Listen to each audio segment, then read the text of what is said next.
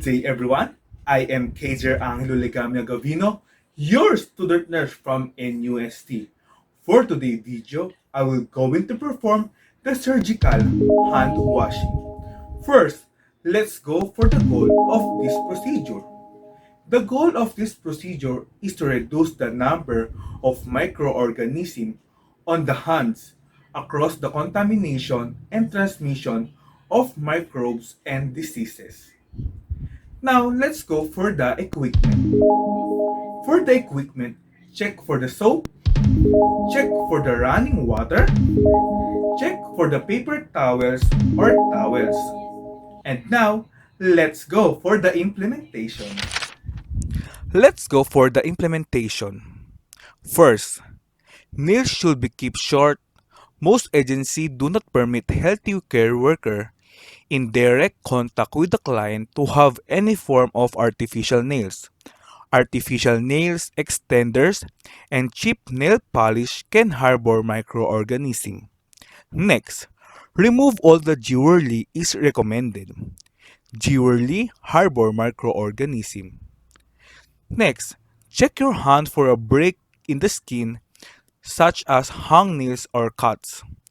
Open sores can harbor microorganisms.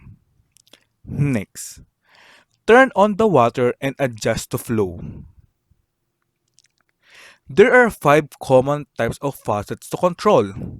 First is the hand-operated handles, key levers, foot pedals, elbow control, and infrared control. Regulate the temperature of the water. Warm water is recommended to prevent drying out of your hand. Wet your hand through by holding them under the running water and apply soap to your hand. Apply the soap and wash, but hold the hand higher than the elbow during this wash hand. Wet the hand and forearms under the running water, letting it run from the fingertips to the elbow so that the hands become cleaner than the elbow. If the soap is liquid, apply 4 to 5 ml without touching the bottle. Use your elbow if necessary or someone can operate the soap bottle for you. If the surgical hand washing, it is advised to use the brush with the soap. Keeping hand above elbow, start streaming, scrub each side of each finger, between finger, under each nail with a nail file, and the back and front of your hand for the recommended time according to the agency protocol. Nail file work more efficiently than a nail brush. Clean the subgual area or under the fingernails with a nail file. Nail brushes are not recommended as they may damage the skin around the nail.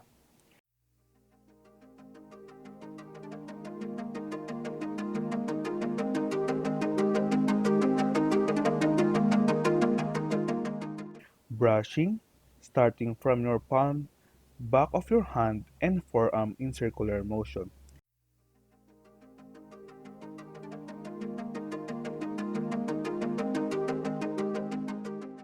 Scrubbing the arm using an up and down motion, keeping hand above the elbow at all times. Watch each side of the arm from wrist to elbow for 1 minute.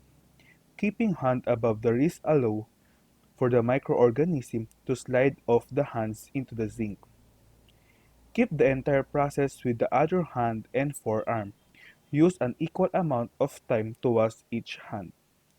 With hand rise hand and arms by passing them through running water, letting the water drip down from the fingertips to the elbow. This step allows for the soap to be rinsed off from cleanest to dirtiest area.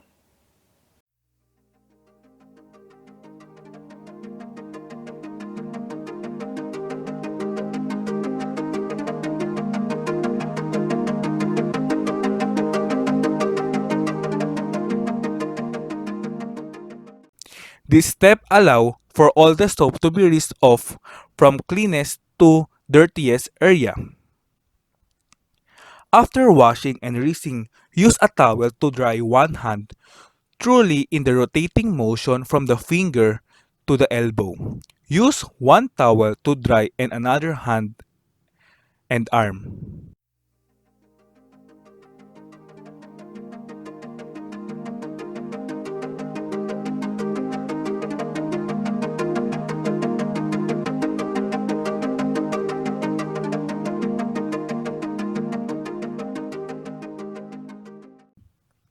Turn off the water.